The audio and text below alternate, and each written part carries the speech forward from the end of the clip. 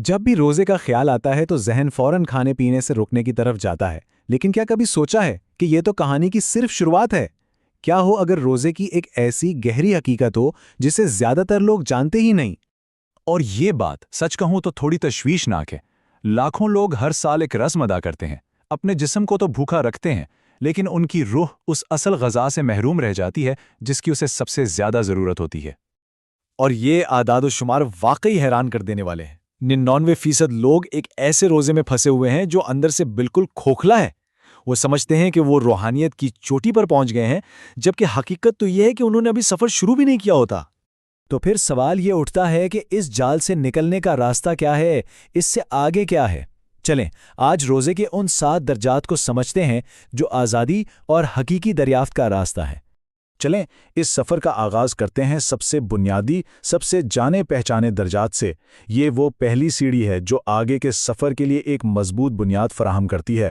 پہلا درجہ تو وہ ہے جسے ہم سب جانتے ہیں، جسم کا روزہ، یعنی کھانے پینے سے پرہیز۔ لیکن پھر آتا ہے دوسرا درجہ اور یہاں سے بات گہری ہونا شروع ہوتی ہے۔ یہ ہے حواس کا روزہ، یعنی اپنی آنکھوں، کانوں اور زبان کو بھی غلط چیزوں سے بچانا۔ اور اس دوسرے درجے کی اہمیت کو سمجھنے کے لیے یہ قول ہی کافی ہے۔ یہ صاف صاف بتا رہا ہے کہ اگر اخلاقی نظم و ضبط نہیں تو صرف بھوکا پیاسا رہنا بالکل بے معنی ہے۔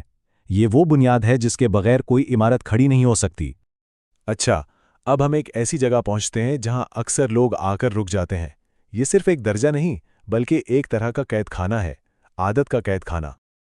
یہ وہ روزہ ہے جو جسم تو رکھ رہا ہے، زبان بھی شاید خاموش ہے، لیکن یہ سب ایک مشین کی طرح ہو رہا ہے۔ کوئی روحانی تعلق نہیں، بس ایک رسم ہے جو معاشرے کی وجہ سے نبھائی جا رہی ہے۔ دل سویا ہوا ہے اور روح صرف افطار کے لمحے کا انتظار کر رہی ہے۔ تو اصل دشمن بھوک نہیں، اصل دشمن تو عادت ہے۔ اس بے مقصد تکرار کو توڑ کر اس میں گہرے معنی تلاش کرنا ہی اصل چیلنج ہے۔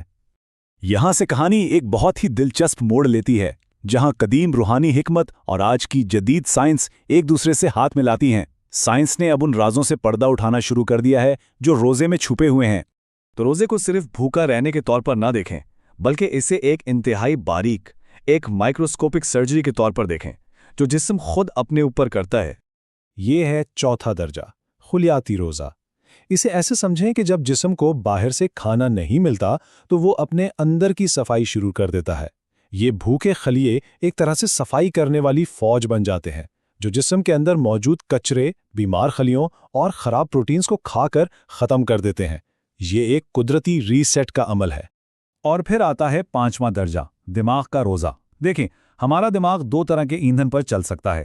ایک ہے گلوکوز، جو ہمیں دنیاوی پریشانیوں اور سٹریس میں مبتلا رکھتا ہے، لیکن جب روزہ رکھا جاتا ہے تو دماغ دوسرے ایندھن یعنی کیٹونز پر شفٹ ہو جاتا ہے، اور اس کا نتیجہ کمال کی ذہنی وضاحت اور فوکس۔ اور اس کے پیچھے سائنس بھی ہے۔ ایک پروٹین ہے جسے BDNF کہتے ہیں۔ یہ سمجھیں کہ یہ دماغ کے لیے ایک جادوئی کھاد کی طرح ہے۔ یہ دماغ میں نئے کنیکشنز بناتا ہے اور اسے تر و تازہ رکھتا ہے، جس سے وہ ذہنی تیزی پیدا ہوتی ہے جو اس درجے پر محسوس کی جاتی ہے۔ اب تک ہم نے جسم اور دماغ کی بات کی، لیکن اب ہم اس سفر کے سب سے اونچے، سب سے گہرے حصوں کی طرف بڑھ رہے ہیں، روح کے عروج کی طرف۔ چھٹے درجے کو یعنی دل کے روزے کو امام غزالی نے کیا خوبصورتی سے بیان کیا ہے۔ یہ روزہ ہے دنیاوی فکروں سے، منفی سوچوں سے اور اللہ کے سوا ہر چیز سے دل کو خالی کر لینے کا۔ اس مقام پر دل ایک چمکتے ہوئے آئینے کی طرح بن جاتا ہے جس پر صرف اور صرف یقین کی روشنی پڑتی ہے۔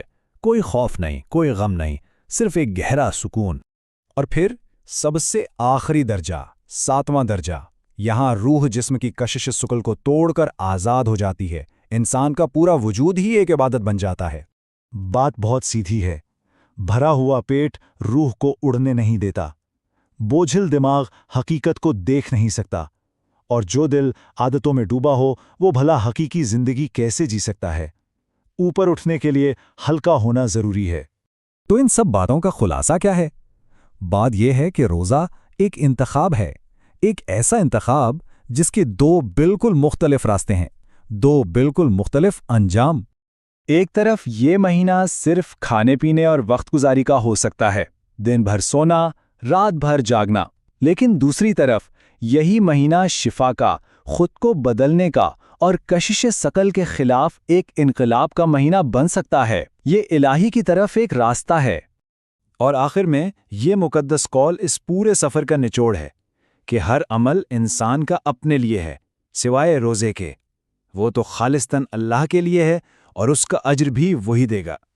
تو سیڑھی تو سامنے ہے، اب یہ ہر ایک کا اپنا فیصلہ ہے کہ وہ کس پائیدان پر کھڑا ہونا چاہتا ہے۔ کیا یہ صرف بھوک پیاس کی مشق ہوگی یا روح کے عروج کا ایک سفر؟ انتخاب ہر فرد کا اپنا ہے۔